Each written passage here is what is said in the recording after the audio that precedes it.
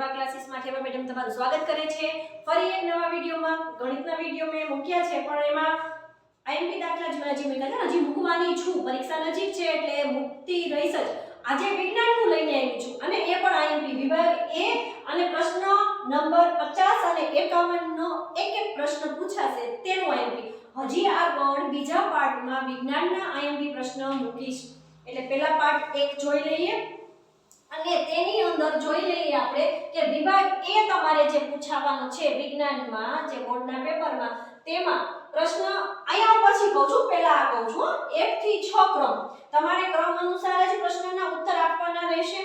1 થી 6 ની અંદર એમસીક્યુ પૂછાશે તેમાં બીજું પ્રકરણ ચોથું પાંચમું 11 10 અને 10 હવે 1 થી 6 ની અંદર 6 એમસીક્યુ આ પ્રકરણમાંથી એક એક લેવામાં આવશે 1 2 3 4 5 અને 6 10મા પ્રકરણમાંથી બે એમસીક્યુ લેવામાં આવશે પાક્કો લેવામાં આવશે જો હવે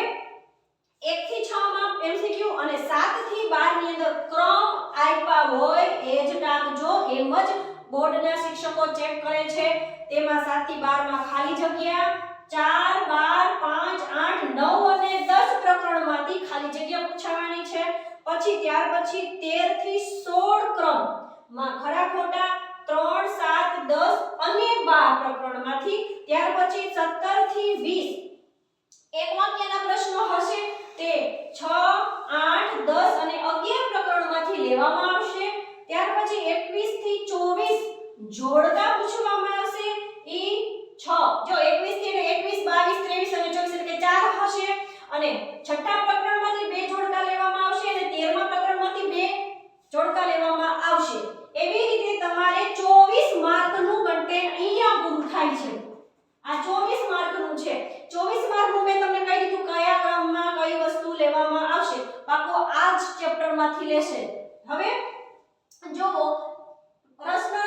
ક્રમ 50 અને 51 50 નંબરનો ક્રમ તમારા પ્રશ્ન પેપરની અંદર હશે એ ક્રમની અંદર જે આ 6 પ્રશ્નો છે એમાંથી લેવામાં આવશે અને આવશે જ તેમાં પહેલો પ્રશ્ન જોઈ લઈએ ઉત્સર્જન એટલે શું મનુષ્યના ઉત્સર્જન તંત્રની આકૃતિ દોરીને રચના કરો આકૃતિ ભૂલતા નહીં ભાઈ એમાં તમારે પૂરેપૂરા માર્ક છે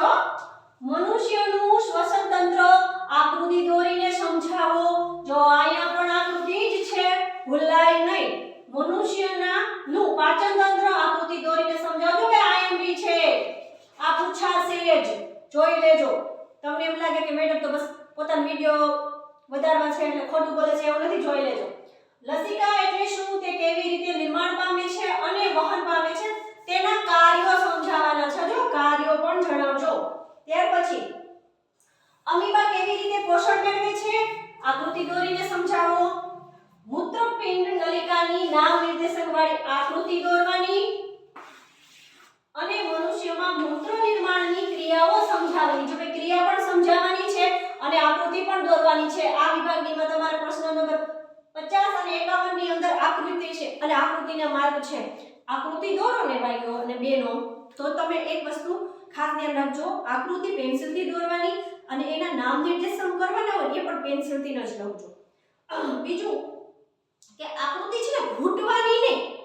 ક્યારે પણ આકૃતિ ઘૂંટવાની નહીં પેન્સિલથી ચોખ્ખી આકૃતિ દોરજો અને બીજું આકૃતિ સાવ આમ આપણું પેજ છે